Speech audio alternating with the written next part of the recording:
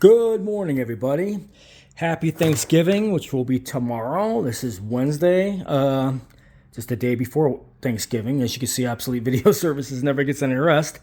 I do have some jobs I need to get out, customer jobs, and as people send me things, I try to get everything done. Anyways, this goes out to David. David sent me a Betacam SP UVW 1800, which had lots of problems. And he also sent me a 3/4 Umatic deck, which is a VO 7600. And we were talking about how FedEx boxed these in one giant box. Not recommend that you do that, guys. It's just lucky that these two decks didn't get damaged. FedEx didn't package these decks up very well. They wrapped a thin layer of bubble wrap and they just threw them in this box with paper. In most situations, if FedEx cared about their boxes, these things wouldn't have really been damaged. But unfortunately, FedEx throws these things around, and this is a lot of weight to have two decks like this in one box, 3/4 Umatic and a Betacam SP. Not a good idea, guys. I just want to let David know. We were talking about this the other day, and anyways, I did get both machines, and it was one little small part broken from being shuffled around in this box, but no big deal. But please do not box two heavy units in one box. Do not do this. This is not a good idea. These decks are very heavy, and they will get jostled around and get damaged in the box because of the weight. Plus, on top of it, the dumb idiots at FedEx put paper in there and one thin layer of bubble wrap on the machines. Talk about brain dead people. It's unbelievable. But they make a lot of money on the packaging, so I think they do it on purpose. But if you can avoid boxing something at FedEx and having them do it yourself. Box them in individual boxes. Not big giant boxes like that. If you're sending me two decks, I know it's cheaper to do it that way, but if you're sending me two decks, they got to be in separate boxes with good shipping material, foam built in the inside of the box. You want good protection for these machines or they will get damaged. But anyways, this is something me and David discussed, and he was pretty in shock what they did. But David, these machines are virtually done now, and he's going to send me individual shipping labels so I can box these separately. Anyways, we did get his 3/4 Umatic machine all serviced, the 7600, which was a disaster. That one was not loading good at all. But the biggest problem is he sent me a UVW 1800, which was really screwed up. And anyways, I want to talk about this one because this needed a little bit more parts in general compared to the 3/4 Umatic.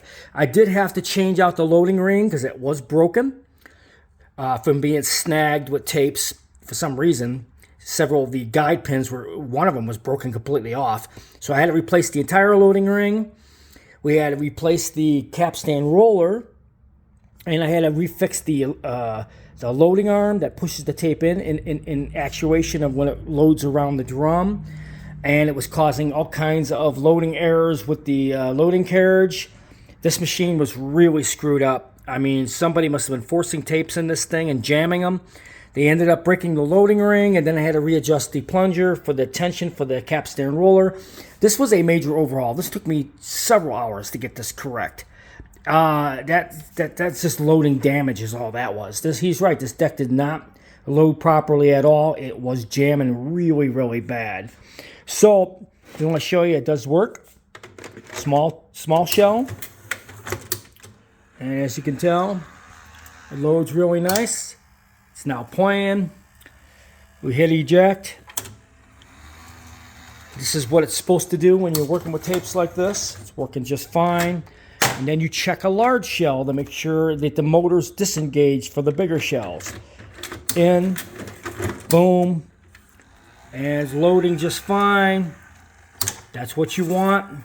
I have no video on this tape. This is a brand new tape stock. I didn't have any tapes with video on it. I broke the one that I had, so anyways, we're going to use some new tape stock, and it is playing just fine. So anyways, this deck was really screwed up, guys. This is a UVW 1800. They actually broke the loading ring, and broken pins, bad capstan roller alignments, and actuator had to be fixed. This thing was really screwed up. But anyways, this goes out to David. David, we did get your machines done. Both decks are done, and I'm gonna sometime probably beginning the week after Thanksgiving get these boxed up and let you know what the weight is on each box and all that, so we can get these back to you. Again, guys, when you ship me decks, please do not ship them in a giant box.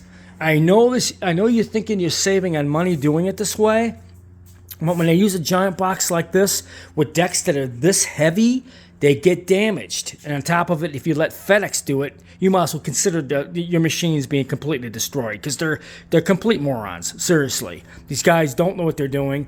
Do not let FedEx box anything unless you're there and you watch what they do and how you pay for it, and you make sure everything is boxed very, very well. They make a lot of money on the packing materials. This is how they screw you over, on top of shipping boxes out that get damaged. Not a good idea. So anyways, this goes out to David. Both of your decks are done. This is the VO 7600. These were in decent enough shape that they didn't take long to fix. And again, guys, you know, if you got Betacam SP 3/4 pneumatic decks, you know, I service a lot of this stuff. This is what I've been doing for over 35 years. Once you do this stuff, it's like riding a bike. You never really figure out how to do it. I mean, it's really, really simple to do. You get used to doing this, and you don't have any problem with this type of work. So if you have any Betacam SP 3/4 pneumatic work or anything like that, Obsolete Video Services is here to help you guys out. Hope you enjoyed this video.